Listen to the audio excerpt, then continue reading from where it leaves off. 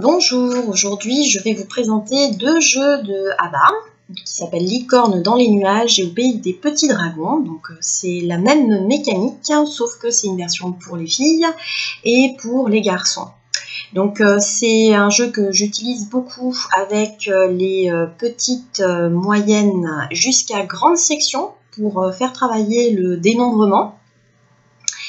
Et la suite numérique. Donc ici, vous pouvez voir les plateaux de jeu qui sont exactement de la même taille. Donc ça, c'est l'endroit. Et les plateaux de jeu à l'envers. Donc ces petites lignes correspondent parce qu'il va falloir ramasser des cristaux et des pierres volcaniques au cours de la partie. Et c'est celui qui aura le plus de pierres volcaniques et de petits cristaux qui gagnera la partie. Donc l'arrière du plateau est très important parce que ça va permettre à l'enfant qui ne sait toujours pas compter de voir effectivement quel est celui qui a le plus grand nombre d'éléments recueillis en cours de la partie. Donc bien entendu c'est un jeu de parcours, donc ça va se jouer avec des pions. Donc à gauche vous avez les pions des petits dragons, à droite celles des petites licornes. Dans le jeu des petits dragons, ça va se jouer avec un dé, donc on va avancer avec une phase tourbillon. Et dans le jeu des licornes, ça va se jouer avec 2 dés. Donc voilà une des grandes différences. Donc comme je vous ai dit, les éléments à recueillir en cours de la partie et celui qui arrive en premier aura plus de cristaux à la fin. Donc là, vous avez les petites pierres volcaniques à gauche, qu'on a au pays des petits dragons, et les cristaux à droite dans le jeu des petites licornes. Donc là, on revient sur le plateau des petits dragons. Voici la présentation générale. Donc voilà, c'est un jeu de parcours dans lequel on va choisir son chemin où on va faire en fonction des tourbillons, parce qu'il y a beaucoup de courants d'air dans cette petite vallée. Et quelquefois, on va devoir changer le chemin.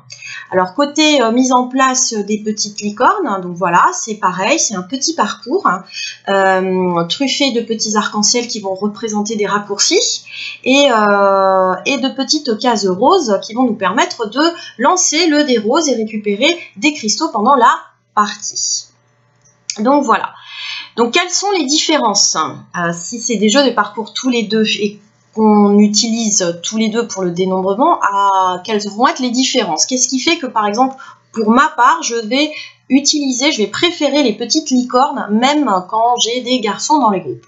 Donc déjà, chez les petites licornes, on a 2 dés, comme je vous ai dit. Donc on a le dé bleu qui est ici, qui va nous permettre d'avancer de 1, 2, 3 cases, et qui va avoir un élément distracteur qui est le petit muffin. Si on tombe sur le muffin, on ne peut pas avancer sa petite licorne.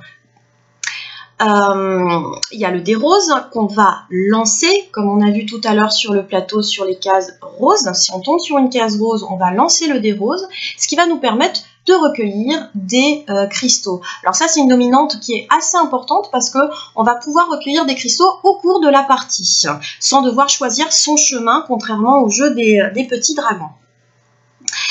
Donc voilà, ici, ce sont les fameuses cases roses. Si on tombe dessus, on lance donc le dé rose.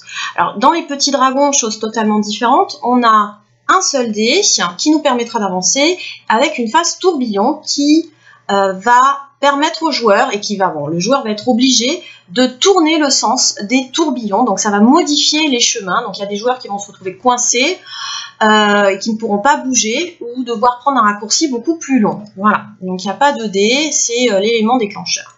Dans les petites licornes, autre différence, et c'est ça qui me plaît beaucoup, c'est qu'il y aura un élément de confrontation supplémentaire avec les autres joueurs. Si on tombe sur une case de cadeau, on va devoir donner un cristaux à un autre joueur, au joueur de son choix. Donc là, ça va être un élément stratégique, évidemment. On aura tendance à préférer un joueur qui aura moins de cristaux et qui aura recueilli moins de cristaux au cours de la partie. Donc voilà, il y a cet élément de confrontation. Donc voici le plateau. Dans le plateau, comme vous avez pu voir, il y a aussi des arcs-en-ciel. Donc les arcs-en-ciel dans le jeu des petites licornes vont permettre aux joueurs de pouvoir prendre un raccourci et d'aller dans ces cas-là beaucoup plus vite. Donc il n'y a pas forcément cette dominante, là c'est un choix, le joueur peut choisir ou pas de prendre le raccourci ou non, tandis que dans le jeu des petits dragons, eh ben, ça nous est imposé et quelquefois, comme je vous ai dit, les joueurs restent bloqués. Donc on revient sur le plateau des petits dragons. Comme vous pouvez constater, il y a 4 petits tourbillons. Donc des tourbillons qui vont changer leur direction en fonction du dé. Et ça, c'est un peu problématique parce que le plateau aura des roches oranges et des roches jaunes, normalement qui suivent un chemin assez logique. Le problème, c'est que, comme je vous ai dit, il y a des joueurs qui peuvent rester bloqués et ça dépend beaucoup du hasard de ce qu'on va tirer. C'est-à-dire, quelquefois, on va vouloir vraiment tirer le tourbillon et quelquefois, on tirera 3 tourbillons de suite et personne ne pourra avancer. Donc, c'est au cours des parties que j'ai jouées, c'est vraiment, ça peut être casse-pied. Parce que le jeu n'avance pas aussi bien que celui des petites licornes. Voilà. En plus, autre chose, le plateau des petites licornes a plus de place. Les cases sont plus grandes, donc il n'y a pas autant de problèmes à avancer les licornes. Même sur le départ, vous voyez que toutes les 4 petites licornes, joueur maximum en fait, on peut mettre les 4 licornes sur le point de départ, tandis que les petits dragons, c'est beaucoup plus petit. Donc voilà. Donc voilà des petits jeux de parcours qui ont une dominante un petit peu différente, avec une petite notion de stratégie que j'utilise beaucoup. Donc je vous recommande ces 2 jeux. Je joue pour ma part beaucoup plus aux petites licornes qu'aux autres, pour les raisons que j'ai avancées. Merci d'avoir regardé cette vidéo comparative. Si vous avez aimé la vidéo et si vous l'avez trouvée très claire, vous pouvez cliquer sur le pouce bleu. Entre temps, je peux vous retrouver sur Facebook avec Learning with Word Games. À bientôt!